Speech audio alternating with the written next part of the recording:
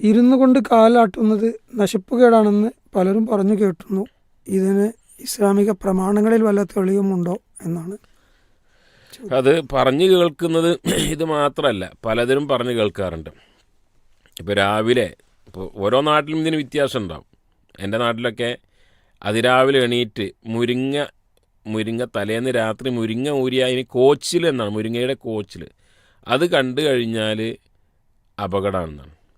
അത് വെറുതെ ഇരുന്നിങ്ങനെ കാലാട്ടി കഴിഞ്ഞാൽ വാപ്പയോ ഉമ്മയോ മരിക്കുമെന്നാണ്.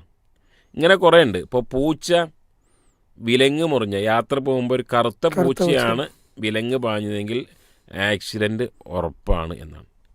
കാലിക്കൊട്ട അങ്ങനെ ഓരോ നാട്ടിലും ഇപ്പോൾ കൈ ചൊറിഞ്ഞാൽ, വലത്തെ കൈ ചൊറിഞ്ഞാൽ കാശ് കിട്ടാൻ സാധ്യത ഉണ്ടെന്നാണ്. അടുപ്പാളിയാൽ അത് വിരുന്നുകാർ വരാൻ സാധ്യതയുണ്ടെന്ന്. കാക്ക ഒരു പ്രത്യേക രൂപത്തിൽ ശബ്ദം ഉണ്ടാക്കിയാൽ വിരുന്നുകാർ വരാൻ സാധ്യതയുണ്ടെന്നാണ്. ഗൗളി പല്ലി ശബ്ദം ഉണ്ടാക്കിയാൽ അതിനൊരർത്ഥങ്ങൾ. ഇങ്ങനെ മനുഷ്യൻ ഏതോ ചില അബദ്ധധാരണകളിൽ നിന്ന് കൊണ്ടുവന്ന, അത് മതപരമായി തെളിയിക്കപ്പെട്ടിട്ടില്ല. അതേപോലെ തന്നെ പരിചയസമ്പത്തിൻ്റെ അടിസ്ഥാനത്തിൽ വെള്ളം കുടിച്ചാൽ ദാഹം മാറും എന്നുള്ളത് എല്ലാവർക്കും അറിയുന്നതാണ്, അത് പരിചയത്തിലുള്ളതാണ്.